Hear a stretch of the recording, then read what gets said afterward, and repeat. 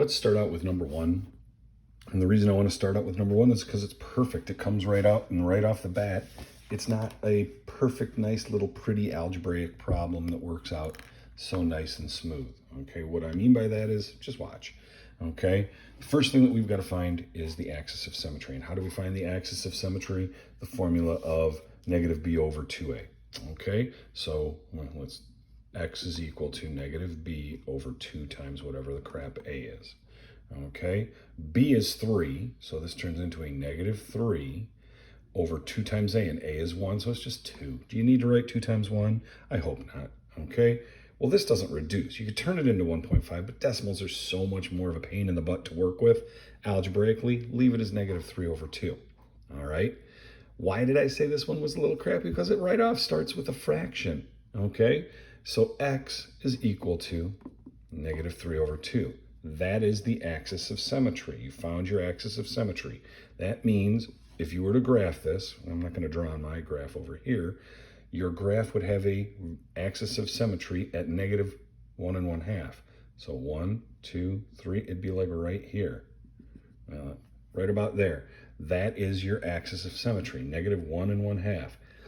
How do I find out where I open up? If it opens up or down, whatever it is, we'll figure that out. But right now, I have to take this chunk and put it in for the x here and put it in for the x there.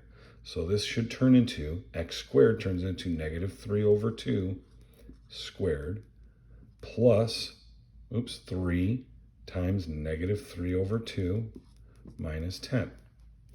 Okay. It's a little clustery, a little messy here, so let me give myself some room. Alrighty.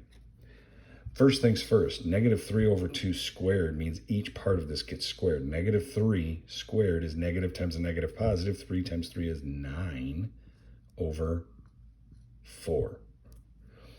Then I have to take 3 over 1 times negative 3 over 2. It should turn into a negative 9 over just plain old 2. And then minus 10. Okay, still not done yet.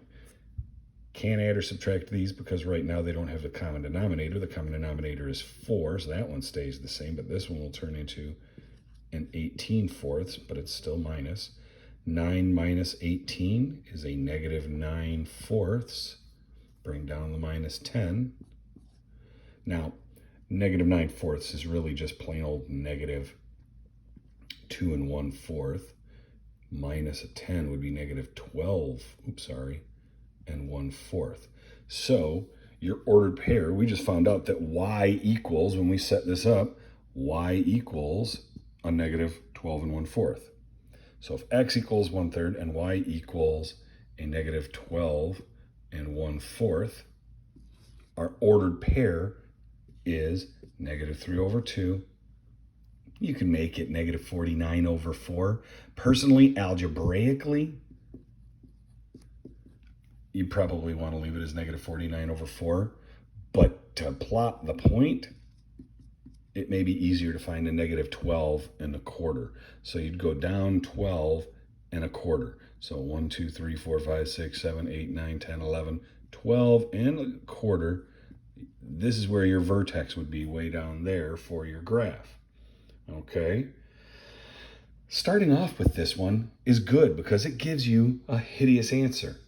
Negative 3 over 2 is the axis of symmetry. Negative 12 1/4 or a negative 49/4 is your vertex. This is the vertex.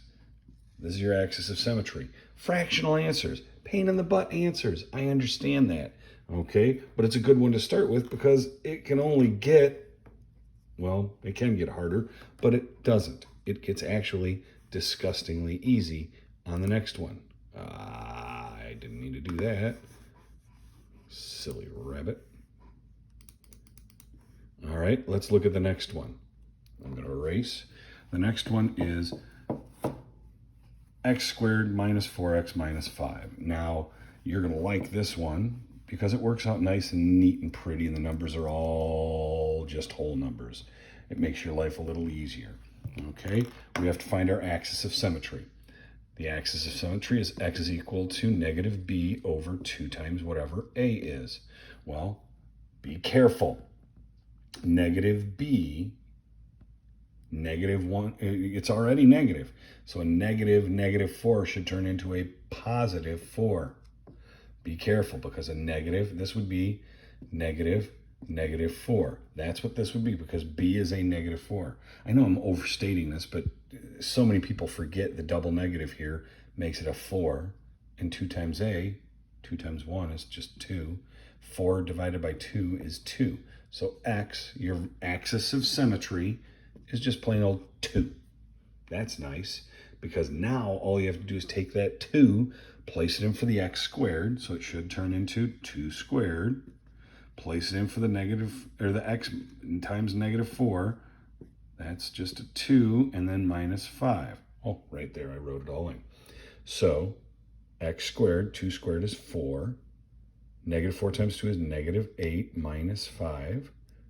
That is -4 and -5. Y equals -9.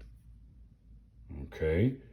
Axis of symmetry, ordered pair should be 2, -9.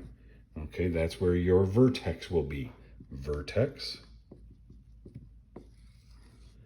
axis of symmetry. Axis of symmetry right there.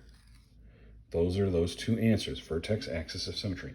Can't ask for a nicer, neater one than that. Number 2, it works out nice and pretty. Okay, there are a couple others that work out nice and pretty. And how do I know it without doing them? It's not because I'm some genius that can just look at things and know and understand what the answers are. It's because you just look at it. I like this one. What's the B? What is the negative B in this one? Well, there is no B, so the B in this one turns to 0. Wow, 0 divided by anything is 0, so that's easy to work with. Gotta love working with 0. This one, 6. 6 on the top, -6 on the top, and 2 times 1, it's divisible by 2. This one works out nice and neat. Next one, 4 and 4. Ooh, this one works out nice because it's nice and divisible, and not so much. Okay, number 6, you're going to end up with a hideous fraction here. 4, it's a -4 over 6, and it does reduce to 2/3, but it ends up being quite an ugly problem. Okay, so if you're getting fractions for number 6, don't crap your pants, relax. Follow what I did for number 1, it's almost identical. And last but not least, number 7, can't get any easier than this. If they give you nothing else in this one, it's pretty simple. So don't worry about number 7 for the axis of symmetry. Now, okay. Some of you are going, wait a sec, I don't understand. Why is it nothing that I have to worry about? Okay, let's look at it. I'm going to do this fast, so watch carefully. My problem is y is equal to -x squared. Okay, what is the b in this one? Well, we know that we're working with y is equal to ax squared plus bx plus c. We're working with that formula, quadratics up there, where the a is the coefficient for x, the b is the coefficient for, a is the coefficient for x squared, b is the coefficient for x, and c is the constant. Well, they don't give you a b or a c in this, so what is the value of nothing? It's 0. So when we substitute in for the vertex, we put a -0. Seriously, you put a -0, I'll thumb you in the eye. It's just 0 divided by 2 times a. Well, a in this problem is negative. It doesn't matter. -2 times 1, 0 divided by anything is 0. So x is equal to 0. Guess what your axis of symmetry is in your graph? It's the y-axis. It's the y-axis. Yippity skippity. That makes your life a lot easier because, thank you, 0. And it's even easier when you have to substitute x 0 in here. 0 squared is 0. A -0 is 0. So what does y equal? 0. Guess what your vertex is? 0, 0. Right there, the origin and the problem. It won't always be the origin if your axis of symmetry is 0, but in this case, it did make it 0. Now, how would it change? Well, let's go back up to where we had a 0 in here before. Okay, where is it? Where are you? There we are. This one right here. This one won't have an origin as the axis of symmetry's vertex.